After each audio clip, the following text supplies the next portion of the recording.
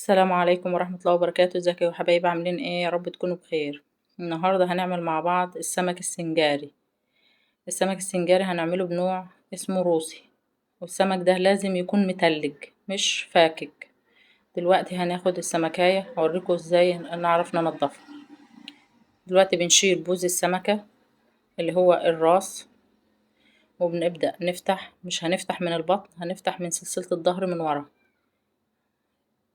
وهتشوفوا ليه، لان يفضل من ورا، ودي الطريقة الصحيحة ليه. طبعا السمكاية اللي قدامكم دي ما كانتش متجمدة كفاية، فهتلاقيها متفتتة.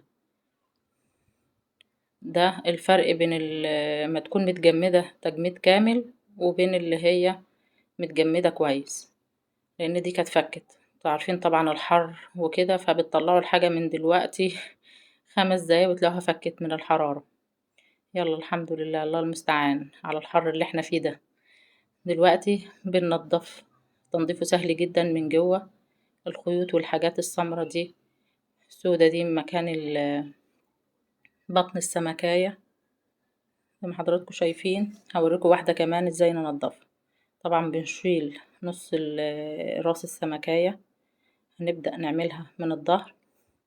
دي طبعا السمكة دي متلجة جدا، شوفوا، لا فتفتت ولا اي حاجة. ده الفرق بين لما تكون فكة وبين دي. شوفوا، سهلة جدا في التنظيف. الحاجات السمرة دي بطرف السكينة، وبتطلع بكل سهولة جدا. يعني اي حد ممكن يقدر يعملها، او البنات اللي لسه متجوزين ومبتدئين. هنكمل بقية التنظيف وارجع لكم.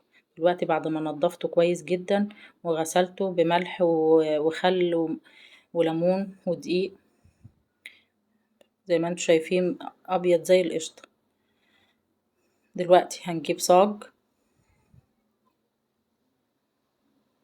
وهنجيب ورق فويل. طبعا بنقطع الورق الفويل، بنقسمه كده على قد السمكاية.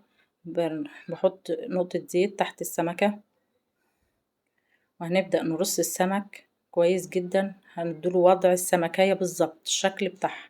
طبعا منظر شكله حلو قوي وشيك، لان لو احنا عملناه مباشر في الصاج مش هتعرفي تطلعيه، لان جلد السمك رقيق جدا. فده عشان كده بنحطه في ورق ألمونيوم ونحطه تحته زيت. بنعصر طبعا ليمون عليه، وبعدين بنحط زيت. ده اللي قدام حضراتكم ده زيت، بندهنه كويس جدا بالزيت. وده دقة، اي دقة عند حضراتكم ممكن بتعملوها بشطة حمراء او خضراء. دي انا ما كانش عندي المتوفر الخضراء، فعادي شطة حمراء. ده عبارة عن توم، المعجون ده عبارة عن توم وملح وشطة. دلوقتي بعد ما دلوقتي بعد ما حطيناه بنحط كزبرة وكمون وملح. بعد كده ندخله الفرن نص سوا، على ما يجهز نكون حضرنا الخلطة بتاعتنا. فلفل أخضر وبصل وخضرة وطماطم، بنقطعهم حتت صغيرة زي السلطة كده. وعلى طاسة على النار شوية زيت، عايزينهم يتبلوا كويس، يكون السمك استوى نص سوا. طبعا بنحط شوية كزبرة وكمون وحتة دقة من اللي احنا عاملينها، شوية زيت، وعلى نار هادية، ونسيبه لحد ما يدبل وينزل كل السوائل اللي جواه. زي ما حضراتكم شايفين، بعد ما دبل كويس جدا هنجيب السمك نطلعه، ونبدأ نوزع عليه الخلطة دي كويس جدا.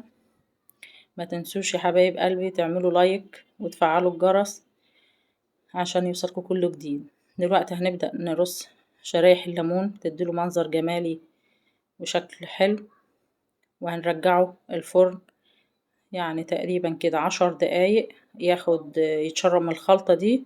وبعد كده نشغله الشواية، لان انا عندي الفرن بتاعي ما بيشتغلش إلا لما اطفي من تحت واشغل الشواية. اللي عنده فرن عادي مفيش مشكلة يشغل الاتنين مع بعض. زي ما حضراتكم شايفين شكله جميل جدا وطعمه صراحة اللي ما جربوش هيندم كتير. طبعا بيتقدم معاه رز صيادية، السمك مستوي وطعمه تحفة ما شاء الله. اللهم يحسن بين ايديكم يا رب، وبالهنا والشفا. والسلام عليكم ورحمة الله وبركاته.